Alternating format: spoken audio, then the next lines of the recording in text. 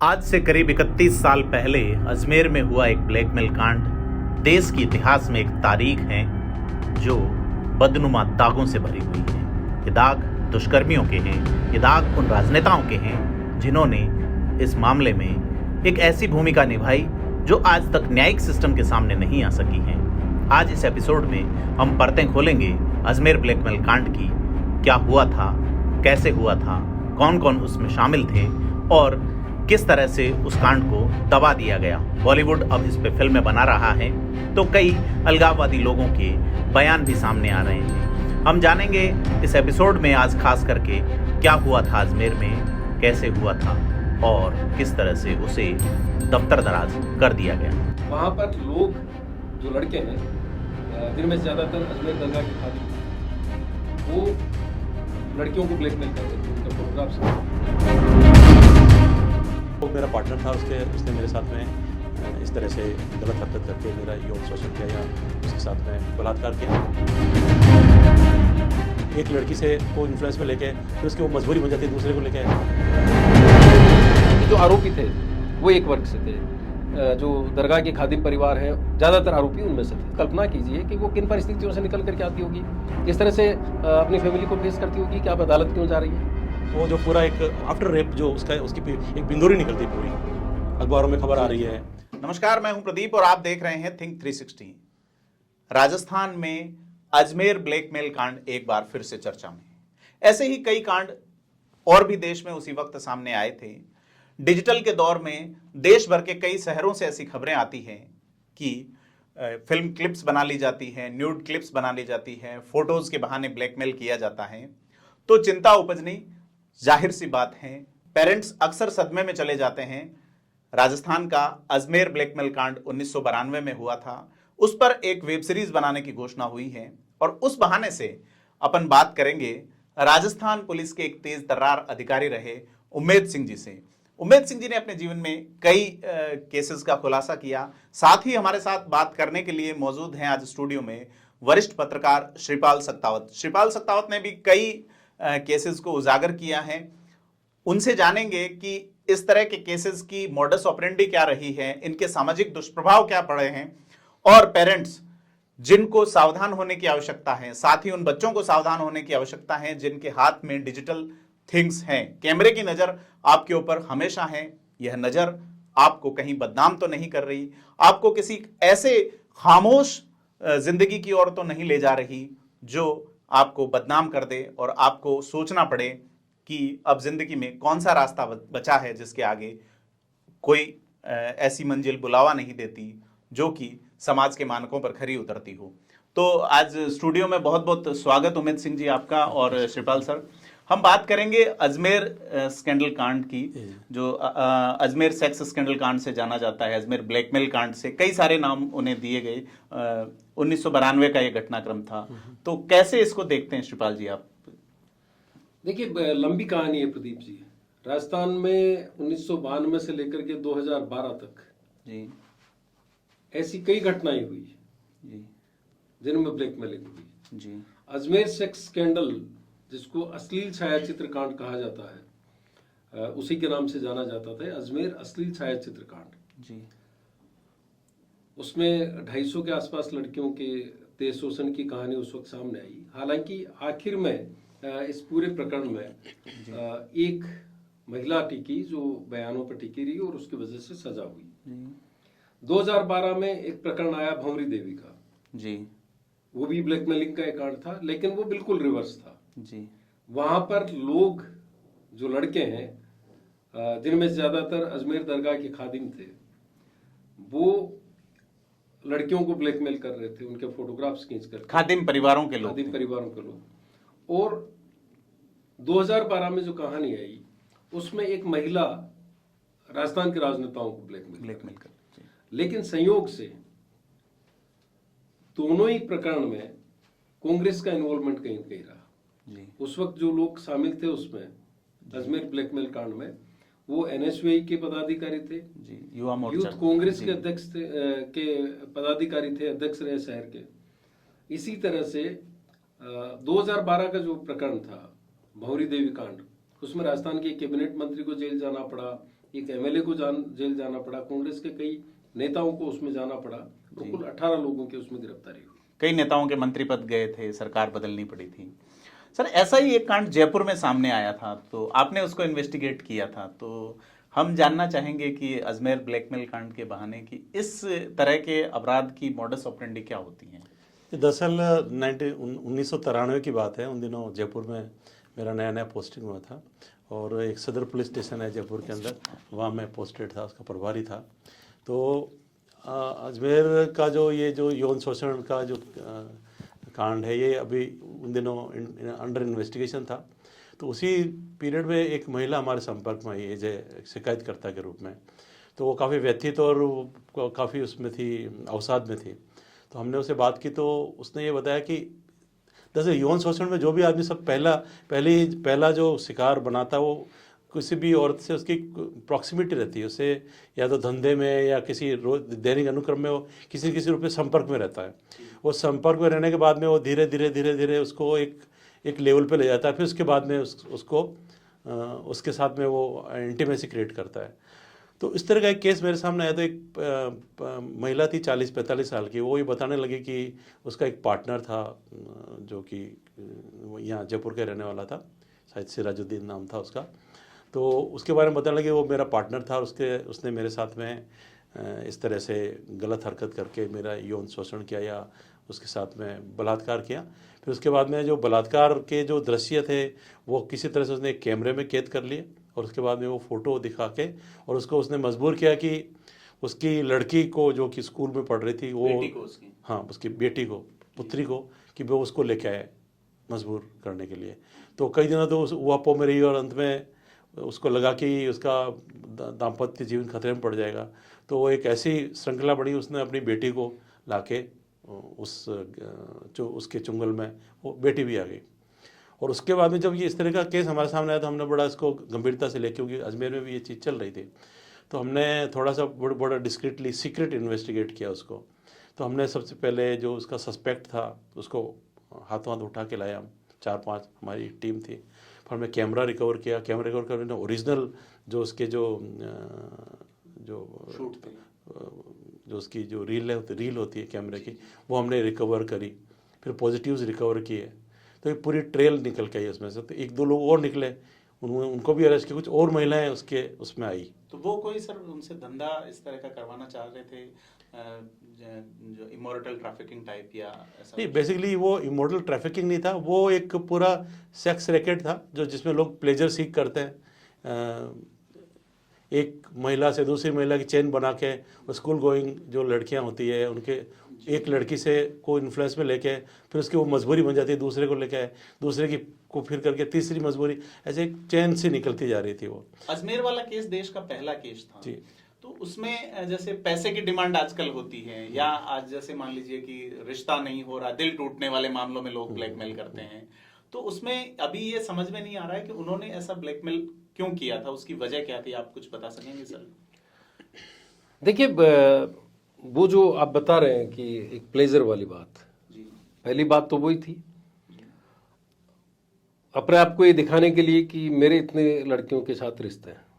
लेकिन इसकी शुरुआत जो है वो बड़ी अलग तरीके से हुई। पहले एक लड़के को फांसा गया, उसके साथ इस तरह के फोटोग्राफ्स बनाए गए, उसके जरिए फिर ये नेटवर्क बनता गया और चेन बनती गई। इसमें ये भी सामने आया कि कुछ फिल्में उनकी बनाई गई, उस वक्त डिमांड होती थी इस तरह की, बाहर भेजने की बात थी, उसका इंटरनेशनल नेटवर्क भी सामने आया। लेकिन मैं आपको बताऊं कि ये सिर्फ अजमेर का मामला नहीं था। जिस तरह से जयपुर का केस उमेश सिंह साहब ने बताया, उसी वक्त जलगांव में एक सेक्स स्कैंडल हुआ। पप्पू कालानी कांग्रेस के विधायक थे और शरद पवार के करीबी विधायक थे, उनका एक सेक्स स्कैंडल आया, उसमें जलगांव सेक्स स्कैंडल के नाम से वो चर्चित हुआ। उस वक्त ये इनिशियल स्टेज थी, है ना। अगर उसको आप गंभीरता से देखेंगे तो आज कितना भयावह स्थिति हो सकती है उसके बारे में मुझे लगता है चिंता करने की जरूरत है। और हो सकता है ये जो फिल्म बन रही है या जो वेब सीरीज बन रही है जिसका आप जिक्र कर रहे हैं, वो शायद अवेयर करने के लिए, क्योंकि फिल्म बनती है उसके पीछे एक न एक मकसद होता है कि आप किस तरह से अवेयर करें, किस तरह से लड़कियों को टारगेट किया जाता है, वो सब कहानियाँ हो सकती है। तो जलगांव सेक्स स्कैंडल में भी यही बात सामने आई थी कि पप्पू कालानी के जो गुर्गे हैं जी, वो लड़कियों को फांसते हैं और इस तरह से उनको नेताओं तक भेजने की बात थी बेसिकली। अजमेर ब्लैकमेल कांड में भी ये बात आई। यहाँ तक कि अभी जो कांग्रेस के नेता है रघु शर्मा, उन पर अभी के जो मंत्री हैं, जो अब तो आज की तारीख में उनके अच्छे रिश्ते हैं, प्रताप सिंह खाचरियावास, जब रघु शर्मा ने जयपुर से चुनाव लड़ा तो उन्होंने बाकायदा एक ब्लैक पेपर जारी किया प्रताप सिंह खाचरियावास ने, और बड़े गंभीर आरोप लगाए। यही नहीं, रघु शर्मा ने जब चुनाव लड़ा एमपी का अजमेर से, तो ये विवाद वापस खड़ा हुआ और बीजेपी के नेता सुरेंद्र सिंह शेखावत ने आरोप लगाया कि उस वक्त जो ये प्रकरण हुआ था उसमें उनके सपोर्टर शामिल थे और उनकी भूमिका को लेकर के सवाल खड़े किए। हालांकि एक फिर उनको मानहानि का नोटिस दिया गया और मानहानि नोटिस के बाद में चीजें वापस सेटल डाउन हो गई। कालीचरण सराफ लेकिन का ये भी आरोप था सर, उसके अलावा अशोक लाहोटी का भी नाम आया था, पर कुछ साबित नहीं हो पाया। अशोक लाहोटी ने भी ये आरोप लगाए थे, लेकिन उस वक्त जो इन्वेस्टिगेशन करने वाले लोग हैं, क्योंकि जांच में कई चीजें इंट्रोगेशन में आती है, फिर जांच होती है, उसमें कई फैक्टर्स काम करते हैं, और आज तक ये बात सामने नहीं आई कि उस जांच का क्या हुआ, क्योंकि नाम आया था, कोई पूछताछ हुई या नहीं हुई, इस तरह की कोई बात नहीं है। और संयोग से जो इन्वेस्टिगेशन में जो लोग थे उनको जब जब सत्ता आई, उस वक्त के जो आरोपी थे या जिन पर सवाल खड़े हो रहे थे, उनकी जब जब सत्ता आई तो वो बड़ी प्रमुख भूमिका में देखे गए, उनको बड़े पद दिए गए। तो कई तरह की कहानियां उससे जुड़ी हुई थी। लेकिन सरकार बीजेपी की थी। मैं एक सिंपल सा सवाल पूछना चाहूंगा, और उस पे विधानसभा में कभी कोई बड़ी चर्चा नजर नहीं आती। अगर अपन प्रोसीडिंग्स देखें तो 1998 में कांग्रेस की ही विधायक भरत सिंह सरकार जब जा रही थी, उस समय सवाल पूछती है बीना काक कि अजमेर ब्लैकमेल कांड में कुछ महिलाओं ने आत्महत्या कर ली और उनको क्या मुआवजा दिया गया, तो सरकार इनकार करती है कि उनकी जानकारी में नहीं है आत्महत्याएं करना और कोई मुआवजा नहीं दिया गया है। आपको अच्छी तरह ध्यान होगा उमेश सिंह जी कि उस वक्त आत्महत्याएं बहुत बड़ी ये काफ़ी बहुत अच्छी बात बताई श्रीपाल जी आपने कि ये ये केस जब हम इन्वेस्टिगेट कर रहे थे जयपुर का, तो उसमें जैसे एक जो मुख्य शोषण कर रहा था एक प्रौढ़ महिला के साथ में, और जो उसने उस महिला की पुत्री को भी अपने उसमें जाल में फंसा लिया था ब्लैकमेल में, तो एक तीसरा आदमी और लाइट में आता है, वो भी उसका साथी होता है, उसको भी वो भी इसका पार्टनर बनता है। फिर एक ट्रेल बनती है और लड़कियों को इसमें लाने की। तो इसी जब आप एक अच्छे केस को इन्वेस्टिगेट करते हो तो इस तरह के और लोग पीड़ित होते हैं, वो सामने आना शुरू होते हैं। तो हमारे सामने एक पेरेंट्स जो आए, एक पूरा सुसाइडल नोट लेके आए हमारे पास में, उसकी फोटोकॉपी लेके आई थी। वो एक डेली डायरी थी एक लड़की की। तो वो लड़की उस डेली डायरी में लिखती है कि इस तरह से मेरे पीछे लोग पड़े हुए हैं और मुझे जो है वो फ़ोटो मेरी लाइफ की कुछ गलतियाँ थी उसको एक्सपोज कर रहे हैं। मेरी ज़िंदगी में मेरे जीवन में एक नया मेरा पार्टनर या उसका पति जो भी आने वाला था आ रहा है, और वो उसको पता लगा मेरी ज़िंदगी ख़राब हो जाएगी। फिर एक डायरी में लिखती कि नहीं, मैंने अपने पति को सारी बात बता दी। तो पति और पत्नी दोनों इस चीज़ को इस कुंठा में जीते हुए हम ये राजस्थान छोड़ के फिर हरियाणा चले जाते हैं। फिर हरियाणा में वो लड़की कह रही कि वो अभी भी वो लोग उसके पीछे पड़े हुए हैं। तो फिर उनकी डेड बॉडी किसी कैनाल में मिलती है और वो हरियाणा के अंदर वो सुसाइड में इन्वेस्टिगेट हो रही होती है। तो उनके पेरेंट्स हमारे सामने आते हैं, इस केस को हम इन्वेस्टिगेट करते हैं। बच्ची ने सुसाइड कर लिया था। हाँ, उस बच्चे ने सुसाइड, जयपुर की थी वो बच्ची और लड़का भी जयपुर का ही था। तो वो लोग हमसे चाह रहे थे कि आप जब ये केस इन्वेस्टिगेट कर रहे हो तो हमें पता नहीं है कौन से लोग हमारे बच्चे को ब्लैकमेल कर रहे थे। ये वो जो हमारे पास आए थे वो लड़के के फादर थे। बोला हमारे लड़के की जो भी होने वाली पत्नी थी या उसकी वो हो सकती थी हमारी, तो उसको लोग जो ब्लैकमेल करते वो सामने आने चाहिए। हमें लग रहा कि यही लोग हैं।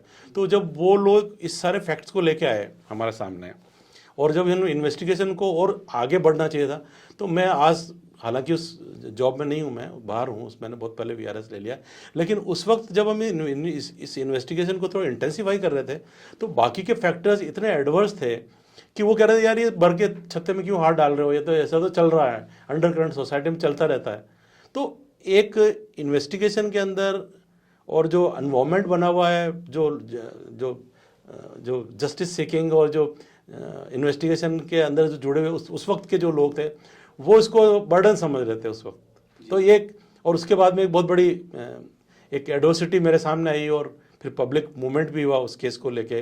जयपुर बंद रहा एक दिन और उस केस में मुझे बहुत सारी चार्जशीटें मिली और मतलब मैं जिस जगह काम करता हूँ उसकी सर्च हुई मुझे इम्प्लीकेट करने की, ताकि मैं उस इन्वेस्टिगेशन से डेविएट हो जाऊँ, ढंग से इन्वेस्टिगेट नहीं कर पाऊँ। लेकिन मैंने सारा कार्रवाई पहले ही कर चुका था। उस ट्रेल को हम ज़्यादा और डेप्थ में इन्वेस्टिगेशन नहीं कर पाए, उसके लिए हर्डल्स क्रिएट की गई। तो मेरा मानना यह कि हमारे यहाँ की जो सिस्टम है वो ऐसा है कि जब इस तरह के केस जब इन्वेस्टिगेट करते हैं तो वेस्टेड इंटरेस्ट के लोग बहुत प्रोएक्टिव होते हैं। वो प्रोएक्टिवली जो इन्वेस्टिगेशन कर रहा है या जो ढंग से सही कार्रवाई कर रहा है उसके चारों तरफ से अंधेरा बना लेते हैं, उसको अंग्रेजी में बोलते हैं ऑफस्केट करते हैं, एक धुंधला उसको एकदम कोहरा क्रिएट कर देते हैं। तो उस वक्त वो एक बहुत ज़बरदस्त कोहरा क्रिएट हुआ है, मैं आपसे ये बता रहा हूँ। और ये ट्रेल होती है। और मैं ये कमिंग टू द पॉइंट ये है कि इस तरह के विक्टिम में सुसाइडल टेंडेंसी रहती है। अगर मैं आपसे सिर्फ से कहूँगा आप स्टडी कर लें, अगर अजमेर में जो ब्लैकमेल कांड हुआ उसके बाद में आप देखिएगा अजमेर और आसपास में उस वक्त के जो सब्सिक्वेंटली कितनी जांचें पुलिस ने सुसाइड की, आत्महत्याओं की, लड़कियों की और वो कितनी भी पेंडिंग पड़ी हुई। अगर आज की तारीख में उन सब सुसाइड्स को अगर रिकन्सिडर करें और डेटा एनालाइज करें और उसके इन्वेस्टिगेशन की स्टैंडर्ड को अगर अंडर राइट करें तो बहुत सारी चीज़ें निकल के आएगी। तो ये 35 साल 30 साल पुरानी बात है, लेकिन चूंकि इसके रेजिड्यूल, इस क्राइम का रेजिड्यूल और रिफाइंड जो वो क्राइम आज भी मौजूद है अलग फॉर्म में, तो हम सोसाइटी को एजुकेट करें। दूसरी बात, एक तीसरी चीज़ मैं आपसे ये कहना चाहूँगा, हमारे यहाँ पे एक तरह एक आम धारणा है कि यार 4 लोग क्या कहेंगे, और लड़कियाँ ब्लैकमेल होने का चक्कर ये तो सोचेगी यार आपका पता ये नहीं होगा, वो नहीं होगा, आपका सोशल रिहेबिलिटेशन नहीं होगा, तो भाई घर वाले बोले यार बस सह लो यार, जो भी है भूलो, आगे बढ़ो, और उसको प्लास्टर करने की कोशिश। यानी इन्वेस्टिगेशन में भी फोक क्रिएट हो रहा है और जो विक्टिम है उस पर भी फोक क्रिएट हो रहा है, उसको भी मतलब भैया भाई हाथ पीले करो, रवाना करो। सोशल डिलेमा, लेकिन ये डिलेमा पीछे चलता है, वो लोग तो जिंदा रहते हैं, वो लोग वहां तक पीछे करते हैं, तो उसके सामने कोई विकल्प नहीं रहता आत्महत्या के अलावा। और इसमें एक चीज और है कि लड़कियां पीछे क्यों गई। जब ये चर्चा हो रही थी और इस तरह के फैक्ट आ रहे थे, कम ही लड़कियां तैयार हुई मुकदमा दर्ज करवाने के लिए। इनिशिएट किया उस वक्त भैरव सिंह शेखावत की सरकार थी, दिग्विजय सिंह गृह मंत्री थे, और गृह मंत्री जब दिल्ली गए, जब अजमेर गए, तो उन्होंने कहा कि नहीं इस तरह की हमारे पास कोई शिकायत नहीं। लेकिन बाद में इस चीज को माना गया।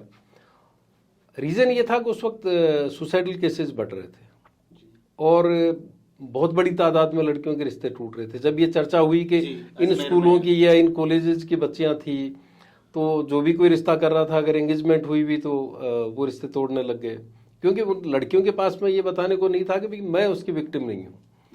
और उसी वजह से अजमेर की प्रत्येक लड़की को साबित करना पड़ रहा था कि भाई मैं, मतलब वो संदिग्ध हो गई थी, उनके ऊपर सवाल खड़े हो रहे थे एरिया को। और ये सोशल एक टैबू है। और इसके अलावा एक चीज और थी कि भैरव सिंह शेखावत बड़े मतलब सेंसिटिव थे इसको लेकर के कि ये कहीं कम्युनल रूप नहीं ले ले, क्योंकि जो आरोपी थे वो एक वर्ग से थे, जो दरगाह के खादिम परिवार हैं ज्यादातर आरोपी उनमें से थे। सर एक चर्चा इसी तरह से जो पीड़ित थे वो एक ज्यादातर एक वर्ग की थी। तो शेखावत सरकार को ये लग रहा था कि ये कहीं कम्युनल रूप नहीं ले ले, क्योंकि कम्युनल हार्मनी के लिए अजमेर और पुष्कर को सबसे महत्वपूर्ण माना जाता है। वहाँ के सौहार्द को किसी तरह के वो नहीं लगे, और एक बड़ा कारण सरकार का ये भी था कि इस चीज को उस तरह से फ्लेयर अप नहीं होने दिया जाए। इस बीच एक पत्रकार जो है उसने जब ये सीरीज छापने की कोशिश की, उसकी हत्या हुई और उसका बदला उसके बेटे ने जो जिन पे हत्या का आरोप था उनसे लिया, हालांकि वो कोर्ट में बरी हो गए थे। तो इस तरह की कई कहानियां हुई। आज की तारीख में मैं अगर बात करूं तो आप ये देखेंगे कि एक केस मैंने बीइंग ह्यूमन मैंने इन्वेस्टिगेट किया और उसमें कोशिश की कि लड़की को परेशानी नहीं हो। फेसबुक मैसेंजर पे दो लड़कों के मतलब दो लोगों के बीच में दोस्ती होती है और वो एक दूसरे के इस तरह के इंडिसेंट फोटोग्राफ्स की वो डिमांड होती है, वो गलती से एक उसमें आकर के वो भेज देती है। उस लड़के ने उससे डिमांड करना चालू किया, पहले पैसा लिया, बाद में वो ब्लैकमेल करने लगा, ये करने लगा, और जब उसको किसी तरह से काबू में लिया गया और समझाने की कोशिश हुई, तब तक पता चला कि वो काफ़ी कुछ एक्सप्लॉइट कर चुका था। मुझे लगता है कि अजमेर ब्लैकमेल कांड में जो पहली लड़की या उसके बाद लगातार जो शोषण की शिकार हुई, उनमें से एक भी लड़की हिम्मत कर लेती तो शायद इतना बड़ा नेटवर्क नहीं रुक जाती, चेन नहीं बन पाती। तो एक अभियान चल रहा है जिसको टाटा जो रिसर्च फाउंडेशन है, TRI फाउंडेशन, उसने चुप्पी तोड़ो अभियान चलाया स्कूलों में जाकर के, गर्ल्स में, कि आप इस तरह की कोई भी घटना हो तो आप तुरंत अपने परिवार को बताइए। बेड टचिंग, गुड टचिंग उन्होंने बताना चालू किया। तो चूंकि उस वक्त टेक्नोलॉजी इस तरह की नहीं थी, आज टेक्नोलॉजी अलग तरह की है। हर एक व्यक्ति के पास वेपन है, कैमरा है, वो हर वक्त सर्विलेंस में है, उसको लग रहा है कि मैं डिजिटल पे कुछ कर रहा हूँ, एक क्यूरियोसिटी होती है, तो वहीं से ब्लैकमेल होती है। और आप अब देखेंगे कि जो ट्रेंड चल रहा है, लड़कियां गिरोह बना रही है, मर्दों को हनी ट्रैप दिया जा रहा है ना। पहले जिसको लव जिहाद कहा जा रहा था, लड़कियों की तरफ फोकस था, आज भी ये टर्म यूज हो रहा है, लेकिन वो पर्टिकुलर वर्ग को लेकर के बात होती है। नहीं, हनी ट्रैप में भी लड़कियां जो हनी ट्रैप कर रही है वो ज्यादातर वेपन के रूप में ही, पीछे और बड़े लोग होते हैं, चाहे वो ISI करे या कोई और। ऐसा देखने में आया है कि हनी ट्रैप में जो लड़कियां हैं वो वेपन की तरह ही इस्तेमाल हो रही है। लेकिन दुर्भाग्यवश स्थिति ये रही कि उस वक्त जो 90 के दशक के जो ब्लैकमेल कांड है, उनके पीछे चूंकि कांग्रेस पावर में थी, कांग्रेस के लीडर्स के नाम आए, कांग्रेस के लीडर्स पे आरोप लगे, और वो उस वक्त डिफेंसिव भी थे। खासतौर पर अजमेर में जितने भी आरोपी थे, चाहे नफीस चिश्ती हो, फारूक चिश्ती हो, ये ज़्यादातर कांग्रेस के संगठनों से जुड़े हुए थे। और एक मोहन सिंह मधुर उस वक्त एक इन्वेस्टिगेशन ऑफिसर थे, उन्होंने इंट्रोगेशन नोट में तमाम चीज़ों को लिया कि किसको किस पॉलिटिशियन के पास ले जाया गया। हालांकि वो पर्पज सर्व नहीं होता था, क्योंकि आगे इन्वेस्टिगेशन नहीं हुआ। इन्वेस्टिगेशन होता तो हो सकता है दूसरी चीज़ें भी सामने आती है। उस वक्त एक केंद्रीय मंत्री पर यह भी आरोप लगा कि उसने प्रोटोकॉल तोड़ करके और जाकर के SP से मुलाकात की। लेकिन आज गंभीर ये मुद्दा इसलिए भी हो सकता है, शायद उमेश सिंह जी भी इत्तेफाक रखेंगे, कि उस वक्त जो आरोपों के घेरे में थे वो आज सत्ता की सीढ़ियों पर हैं, उनकी एक अपनी पहुंच है, और वो किस तरह से चीज़ों को अपने हिसाब से देख सकते हैं, ये देखने वाली बात है। देखिए, women as an object of sex और women as an object of blackmail, वो उसका एक एरा था, ठीक है। उस एरा में सिंडिकेट्स थी, इससे इनकार नहीं कर सकते। पॉलिटिकल नेक्सस था, पॉलिटिकल सिंडिकेट्स थी, क्योंकि यूथ की एंट्री पॉलिटिक्स में हो रही थी उस टाइम पे, और बहुत सारी यूथ ब्रिगेड, पॉलिटिकल पार्टियों के यूथ आउटफिट बन रहे थे, यूथ के साथ पावर डिसेंट्रलाइजेशन हो रहा था। राजीव गांधी, हाँ, जो भी मतलब मैं नाम, तो डिसेंट्रलाइजेशन हो रहा था। डिसेंट्रलाइज में यूथ मैक्सिमम आ रहा था, 21 साल से 18 साल भी हुई थी, हाँ, वो एक तो यूथ एम्पावरमेंट के साथ में, जो यूथ एम्पावरमेंट में बेसिकली जेंडर इम्बैलेंस तो था ही, आदमी ज़्यादा एम्पावर हो रहे थे। तो आदमियों की जो एम्पावरमेंट का जो बैड पार्ट है, उसको मैं उस वे में भी हम देख सकते हैं, और उसका कहीं कहीं पॉलिटिकल कॉन्सिक्वेंसेस थे इसमें। और वो जो ब्लैकमेल में जो woman as an object of sex थी, उसके बाद में woman as an object of blackmail हुई।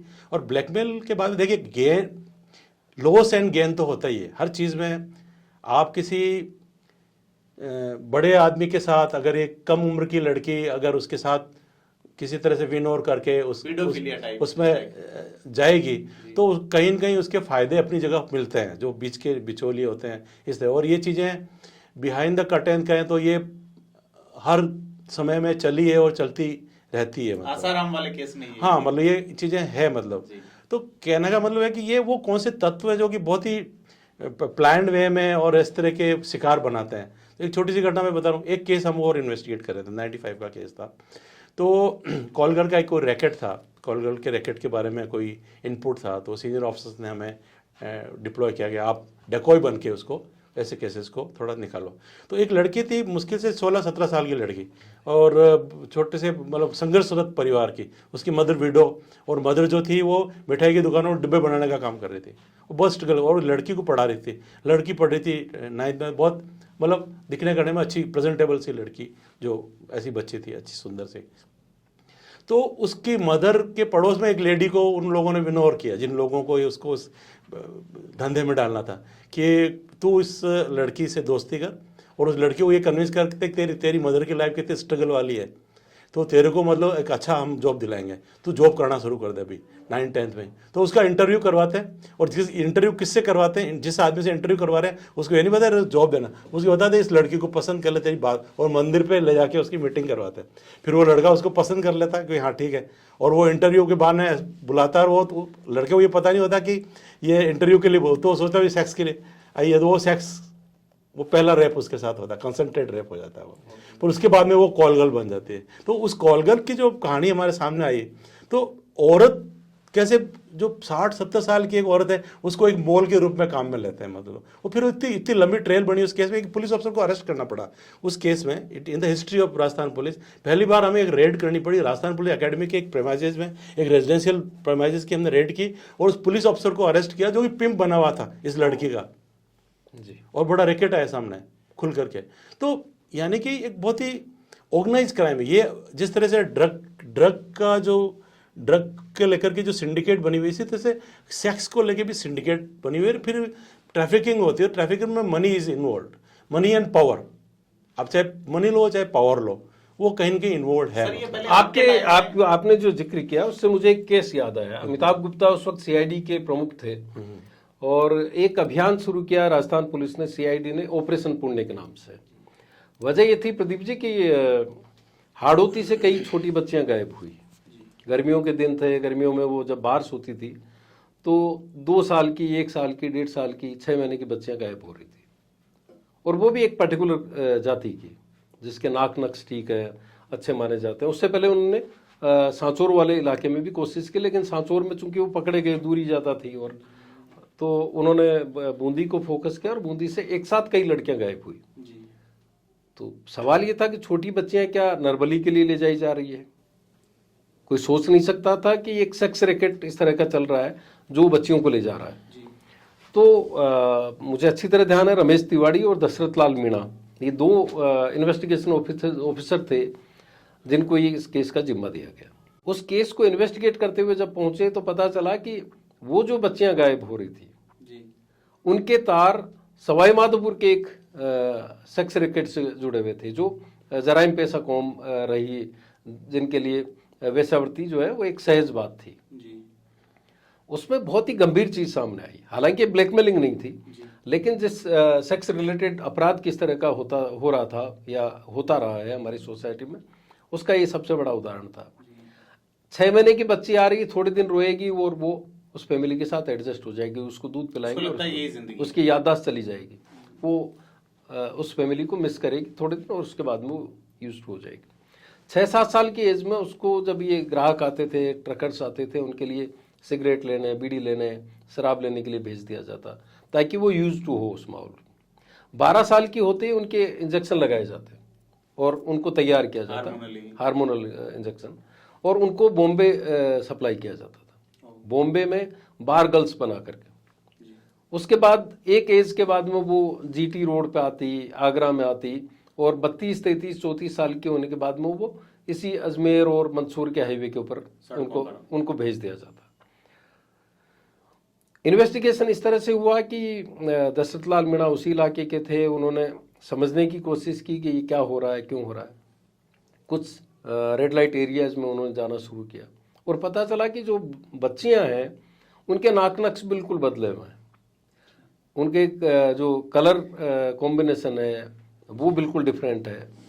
और जब उन्होंने जाना चालू किया, बातचीत करनी चालू की, तो पता चला कि नथ उतराई के 1.5 लाख रुपए उस जमाने में उनसे लिए जा रहे थे, है ना।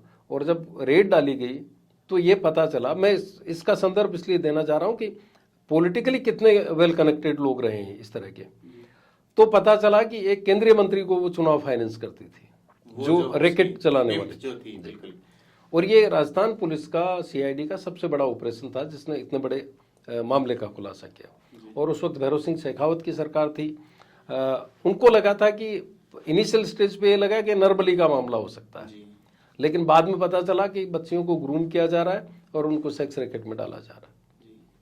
सर, भारत, जैसे आपने कानून वाली बात की, ट्रैफिकिंग वाली, तो भारत में कानून था सीटा, stop to इमोरटल trafficking act.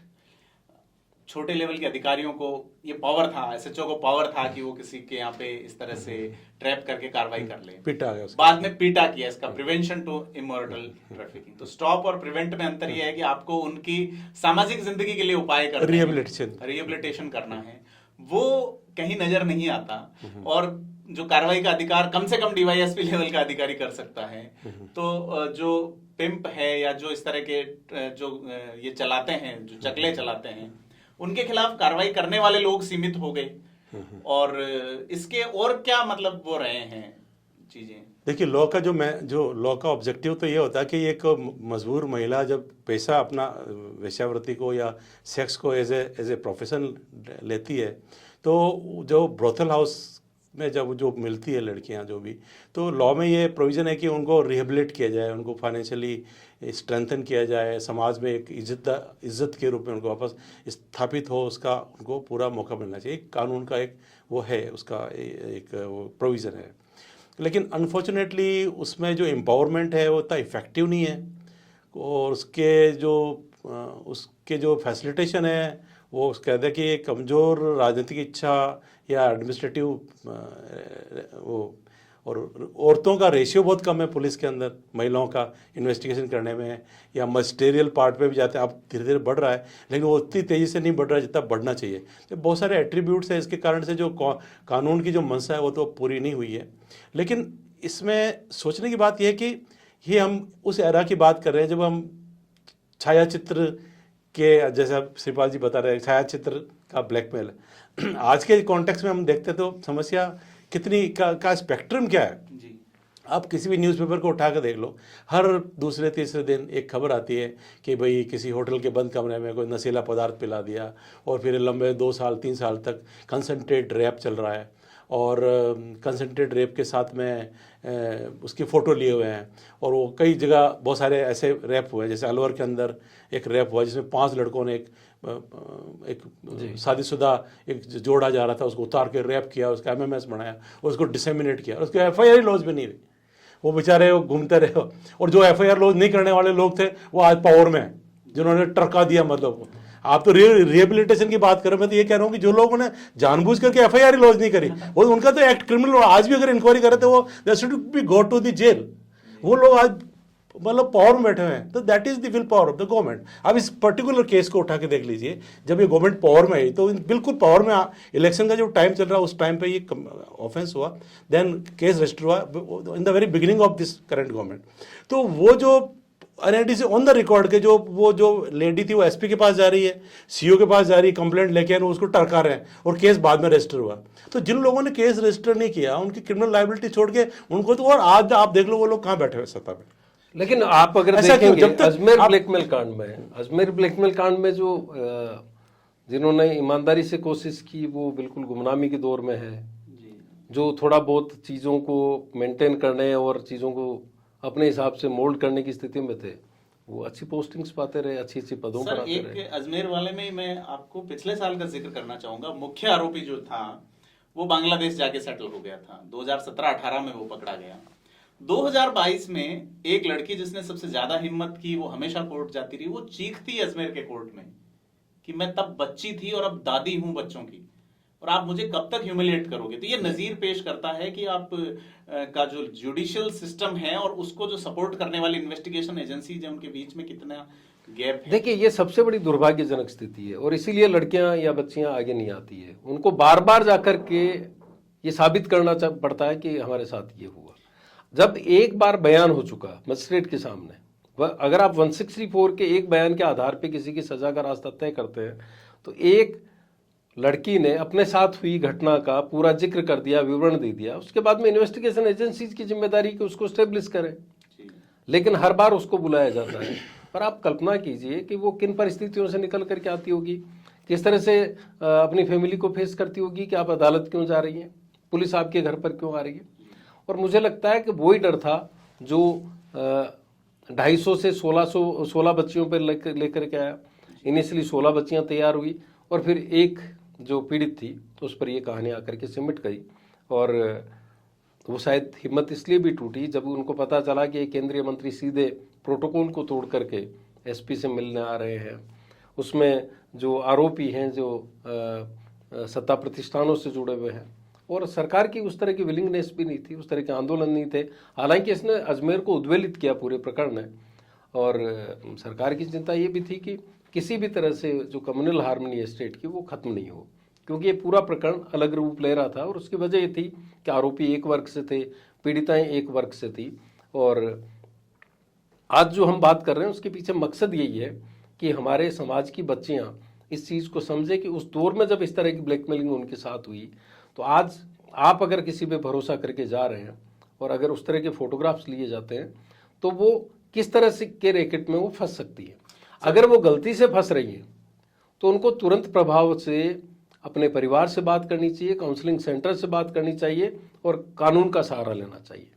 Ji sir, मैं इसमें जैसे आपने उमेश सिंह जी ने पुलिस इन्वेस्टिगेशन का बताया, पॉलिटिशियंस का पार्ट, जुडिशरी के पार्ट पे अपन चर्चा कर चुके, तो मैं एक चाहूंगा कि आप सिविल सोसाइटी की क्या भूमिका होनी चाहिए, चाहे वो सामाजिक संगठन हो, चाहे परिवार के रूप में अपनी छोटी सी इकाई को देखें, वो इस चीज को किस तरह से देखें? देखिए जो सोसाइटी, देखिए सबसे बड़ी बात तो यह है कि आप कोई भी रेप विक्टिम है या ब्लैकमेल का जो विक्टिम है उसको ह्यूमैनिटेरियन ग्राउंड पे देखें। मतलब सोसाइटी में वो आए एक बार तो उसको ह्यूमैनिटेरियन ग्राउंड पे, उसको स्टिग्मा की तरह नहीं, वो आइसोलेशन में नहीं चली जाए। एक मानसिक अपराध है बहुत सारे, आप अगर रेप केसेस के बाद में सुसाइड को अगर आप स्टडी करेंगे कि पोस्ट रेप कितने लोगों ने सुसाइड किया, आप बहुत सारा डेटा निकल के आएगा। और उसका सबसे बड़ा रीज़न ये था कि घर पे लड़की या जो भी महिला आई तो बोला तुमने हमारा नाम खराब कर दिया, हमारे परिवार का नाम डूब गया, नाक कटवा दी, ठीक है। तो उसको लगा कि मैं एज ए वीक जेंडर हूँ, मैं वीक हूँ, मतलब मेरा वजूद नहीं है, मुझे जिंदा रहने का कोई अधिकार नहीं है। तो समाज को मेरा मान है कि जो वुमन को एज ए वीक जेंडर, और वो जो सुसाइड है वो वापस ब्लैकमेल और रेप को डायरेक्टली या इनडायरेक्टली उस क्राइम को इंसाइट करते हैं। मतलब तो अपन को एज ए सोसाइटी हमें ये एक्सेप्ट करना चाहिए कि ये हमारे बच्चों के साथ भी हो सकता है। तो हमें इस करेक्टर को या इसको वीक नहीं समझे, मतलब ये किसी के साथ हो सकता है। की बॉलीवुड मूवीज कुछ अगर देखें तो उसमें जैसे रेप सीन होता है उसके जस्ट बाद सुसाइड बताया जाता है अगर हीरोइन है तो। और एक दूसरे, तो मैं एजेंसीज के भी कहूँगा कि कोई भी अगर रेप विक्टिम है तो उसकी साइकोलॉजिकल कंसल्टेंसी होनी चाहिए, उसका मेंटल जो ट्रॉमा में रहती है, एक रेप होने के बाद में हॉस्पिटल जाएगी, हॉस्पिटल में मेडिकल होगा और उसका पूरा ट्रॉमेटिक, वो जो पूरा एक आफ्टर रेप जो उसकी एक बिंदुरी निकलती पूरी, अखबारों में खबर आ रही है। अब फॉर्चुनेटली अब नाम मीडिया ट्रायल जो है, मीडिया ट्रायल भी, एंड देन हॉस्पिटल के अंदर जाने में रेप के बाद में जो मेडिकल होता है वो पूरा सब 2 साथ में लोग जा रहे हैं, उसको पुलिस की गाड़ी में बिठा के ले, instead of we call the victim and take her to the hospital, the forensic van वो स्पॉट पे जानी चाहिए। और इन्वेस्टिगेशन ऑन स्पॉट होने के बाद में लेडी को पुलिस स्टेशन पे नहीं आना पड़े, लेडी को हॉस्पिटल तक नहीं जाना पड़े, अनलेस एंड अनटिल उसका कोई ट्रीटमेंट मैसेज नहीं हो, दिल्ली के केस में हुआ। अगर ऐसा नहीं हो तो उसको उसके जिस एनवायरमेंट में वो जो सोसाइटी में रह रही उसको वहाँ से पिक नहीं करना चाहिए। तो उसका जो पोस्ट रेप ट्रॉमेटिक जो ये है, तो इन्वेस्टिगेशन की एसओपी स्टैंडर्ड ऑपरेटिंग प्रोसेस ऐसा होना चाहिए कि वो वुमन फ्रेंडली हो इन्वेस्टिगेशन, वो उसको पिन पॉइंट और हाईलाइट नहीं करे, मतलब उसको ट्रॉमा में अंधेरे कुएं में धकेलने वाला काम नहीं करे। एक ये होनी चाहिए सोसाइटी। अब तो काफी बदलाव आया, लेकिन मुझे एक केस याद आ रहा है भीलवाड़ा का। कर्मी एक उस वक्त चूंकि ये स्टोरीज छपती थी, वो दुनिया में है नहीं है पता नहीं, लेकिन वो जो केस था उसमें संडे ऑब्जर्वर ने स्टोरी की थी कि बलात्कार इसलिए जरूरी था। बलात्कार किस सेंस में? इन्वेस्टिगेशन के नाम पे 2 मेल चौकी में लेकर के जाते हैं उसको और फिंगर टेस्ट करते हैं। तो अब तो चीजें काफी बदली है और हमें उम्मीद करनी चाहिए कि और तेजी से बदलेंगी। लेकिन फिलहाल मुझे लगता है कि हमारे समाज की बच्चों को इवन मैं बच्चियों की बात नहीं करता बच्चों की भी, क्योंकि अजमेर ब्लैकमेल कांड की शुरुआत जो एक लड़के से शुरू हुई थी। उनको सावधान रहने की जरूरत है, बिल्कुल चौकन्ना रहने की जरूरत है, और अगर वो किसी ट्रैप में फंस रहे हैं तो उनको तुरंत प्रभाव से कानून की मदद लेने की जरूरत है और अपने पेरेंट्स को कॉन्फिडेंस में लेने की जरूरत है। उमेश सिंह जी, एक किस्सा मैं आपसे शेयर करना चाहूंगा। मेरे एक दोस्त हैं जो कि टेक्निकली एडवर्टाइजमेंट और इनको समझते हैं। जो आप एडवर्टाइजमेंट देखते हैं यूट्यूब पे चाहे गूगल के किसी वेबसाइट पे, तो उनका काम लीड जनरेशन का काम है। उनके पास एक क्वेरी आई कि ऐसे लोगों की उन्हें सूची चाहिए जिनकी पेइंग कैपेसिटी अच्छी है, और जो लोग पोर्न सर्च करते हैं उनके नंबर्स चाहिए। तो उन्होंने पूछा कि आप उससे क्या करना चाहते हो। वो इस तरह के, जैसे मान लीजिए फ्रिज वाले कांटेक्ट करते हैं कि किन लोगों ने फ्रिज सर्च किया है गूगल पे, उनको। तो बाकायदा इस तरह की क्वेरीज कंपनियों के पास आ रही हैं कि कौन लोग इसमें इंटरेस्ट रखते हैं, और बाद में टेलीफोनिक मैसेज और उसके माध्यम से वो कांटेक्ट कर रहे हैं कि हम लोग आपको ये जो है आपके लिए ये व्यवस्था उपलब्ध करा रहे हैं, आपका क्या इंटरेस्ट है। और इसको डिजिटली अगर अपन देखें कि आपका एक वीडियो कॉल आता है आपके पास में, कंटिन्यू वो ऑडियो कॉल करते हैं। कई लोग जो वीडियो कॉल नहीं उठाते, कंटिन्यू ऑडियो कॉल करते हैं। जैसे आपने वीडियो क्लिक किया, आपका 3 सेकंड का चेहरा आ जाएगा और उसके बाद अगला उसको मॉफ्ट करके चला देगा। राजस्थान सरकार के कैबिनेट मिनिस्टर का एक वीडियो आया था कुछ दिनों पहले। तो इन जो टेक्नोलॉजी का इस तरीके से इस्तेमाल हो रहा है, या और किस किस तरीके से? अभी तो मुझे लगता है चुनाव तक कई सीढ़ियां और आने वाली है जिनकी चर्चाएं हो रही है, खासतौर पर पश्चिमी राजस्थान में। ये कहा जा रहा है कि एक पीड़िता है जो उत्तर प्रदेश में जो शिकायत करा चुकी है, शिकायत करवाने वाली सीमांत जिले में, दोनों जिलों में, बाड़मेर जैसलमेर में कुछ इस तरह की तो चर्चाएं कई सीडी की इस तरह की चर्चाएं हैं। और मुझे लगता है कि सरकार को इमीडिएट उसको इन्वेस्टिगेट करके और उस मामले का खुलासा करना चाहिए, क्योंकि सवाल किसी पॉलिटिशियन का या किसी महिला का नहीं है, ये समाज का है कि समाज किस रास्ते पर इस तरह के तत्व उसको लेकर के। मैं उमेश सिंह जी आपसे ये आपकी बात मैं समझ चुका हूं। टेक्नोलॉजी जो मैं समझ गया आपकी बात। उसमें ये क्राइम हो रहा है जबकि रिपोर्ट नहीं हो रही है। देखिए, तो पुलिस को क्या सो मोटो आने का अधिकार है या नहीं? नहीं, देखिए सिंपल सी बात है कि dataism, we are living in the era of dataism. Exactly, हम डेटा का पूरा युग में उसमें रह रहे हैं, और जो अल्गोरिथम्स हैं, डेटा पैटर्न्स हैं, उसके अंदर से उसको एनालिटिकली उसको उसमें से कंक्लूड करना वो बहुत इजी हो गया है ना, लर्निंग बहुत फास्ट होती है। तो वो, और मतलब आपका जो वुमन ट्रैफिकिंग है उसको चैनलाइज करने के लिए डेटा काम में लिया जा रहा है, या ऐसे लोगों को वापस आगे ट्रैप करने के लिए स्पाइडर वेब की तरह एक जाल बिछा के उनको ट्रैप किया जा रहा है। तो पुलिस, सोसाइटी को तो अवेयरनेस होना चाहिए कि आप अगर आपके पास इस तरह का है तो वो अवेयरनेस है कि भी आप क्लिक नहीं करो या अपना विजुअल मत दो, वो तो है ही अपनी जगह। इन्वेस्टिगेशन में पुलिस को जो डेटा एनालिसिस है, जो आपके सर्च इंजन्स हैं, सर्च इंजन के ऊपर जो साइबर पेट्रोलिंग है वो थोड़ी स्ट्रॉन्ग करनी चाहिए, तो आप प्रोएक्टिव पुलिसिंग कर लोगे। एक ये चीज़ हो जाएगी, इस पर प्रोएक्टिव पुलिसिंग हो सकती है। तो आप तो जो डेटाइज्म, डेटा रिलीजन, जिसको मॉडर्न डेटा रिलीजन है, तो मॉडर्न डेटा रिलीजन को समझ के आपने इन्वेस्टिगेशन में जो डिजिटल फुटप्रिंट्स है, अगर उनको प्रॉपरली फॉलो करते हैं इन्वेस्टिगेशन में, उनको मॉनिटर करते हैं और अपनी साइबर सेल है उसको स्ट्रॉन्ग करते हैं, तो यू विल बी प्रोएक्टिव। मतलब सरकार को अपनी नीति और नियम, हाँ, ऐसे उसको डेटा, उसके बेस कोई भी crime, any crime for that matter of fact. तो अपन इस पे एक कंक्लूजन चाहेंगे सर। मैं आपसे चाहूंगा कि सरकार और जो इन्वेस्टिगेशन एजेंसीज हैं उनको मोटे मोटे तौर पे क्या करना चाहिए। शिवपाल जी, आपसे मैं सामाजिक व्यवस्थाओं पे बात करूंगा, लास्टली आप कंक्लूजन उस पे दीजिएगा। जी सर प्लीज। मैं सामाजिक व्यवस्था में बात, देखिए अपनी सोसाइटी बड़ी कॉम्प्लेक्स है।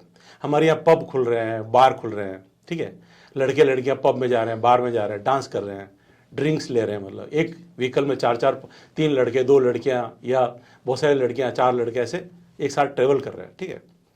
हमारी वैल्यूज़, हम जिन वैल्यू को परसीव करते हैं वो तो वेस्टर्न है, और हम खड़े हुए हैं ट्रेडिशनल पे, ठीक है।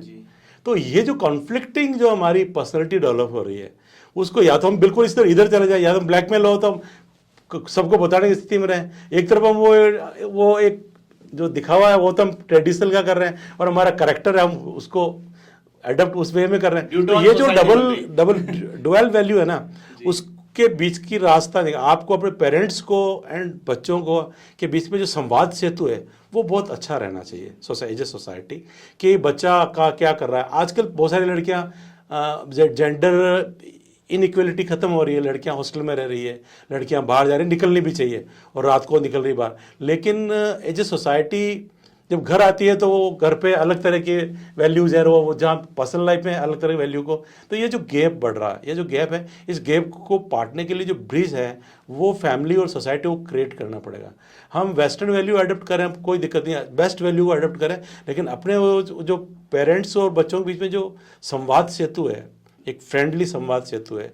अब सेक्स को एज ए टैबू मत लें, और जो एज बढ़ रही है लड़कियों की मैरिज करने की 35 साल 40 साल, और उसके साथ में जो ये जो समस्या का एक जटिल रूप सामने आ रहा है, क्योंकि जो आपकी बायोलॉजिकल नीड्स है वो तो अपनी जगह रहती है, तो फिर उसके बाद में ये जो अब जो मॉडर्न प्रॉब्लम है ये बड़ी कॉम्प्लेक्स हो रही है, तो उसको समझने के लिए सोशल फैब्रिक है उसको थोड़ा सा और रिफाइन होना पड़ेगा, खास करके पेरेंट्स को और बच्चों के बीच में जो संवाद है। शिवपाल सर, मैं आपसे एक कंक्लूजन चाहूंगा कि क्या होना चाहिए व्यवस्थाओं में। जैसे कि एक चीज मैं आपको पहले एलिब्रेट करना चाहूंगा, पोक्सो कानून में ये प्रावधान है कि जो रेप विक्टिम है बच्चे, उनके लिए काउंसलर की व्यवस्था हो, हर जिला मुख्यालय पे तो एटलीस्ट होना चाहिए एक साइकोलॉजिकल व्यक्ति जो साइकोलॉजी का प्रैक्टिशनर हो। पूरे राजस्थान में सिर्फ 35 साइकोलॉजिस्ट रिसर्चर ऑन रजिस्टर्ड हैं, उसके अलावा नहीं है, और सरकार ने तो उनको अपॉइंट भी नहीं किया है। उसके अलावा दूसरी चीजें देखें, आरटीई एक्ट में ये प्रावधान है कि स्कूलों में जो बच्चे हैं उनके लिए काउंसलर होना चाहिए। राजस्थान सरकार की एक भी स्कूल में व्यवस्था नहीं है, हालांकि नवोदय स्कूल्स के लिए भारत सरकार ने कुछ व्यवस्थाएं की है हर स्कूल में एक काउंसलर की। तो इन चीजों को सरकार के एंड पे आप और समाज के एंड पे कैसे देखते हैं? देखिए, कई बार तो मुझे लगता है कि समाज तो इसको लेकर चिंतित है, इसलिए वो चाहता है कि ये चीज़ें नहीं हो। बच्चियों को माएँ इसमें सबसे बड़ी भूमिका निभाती है कि किस तरह से उनको काउंसिल करें। सरकार की प्रायोरिटी पे ये नहीं आया है। सरकार के आप इतने 75 साल के बाद में अगर हेल्थ जैसे इशू प्रायोरिटी पे नहीं आए तो इनको लेकर के वो कितना सोच पाएगी, ये देखने वाली बात है।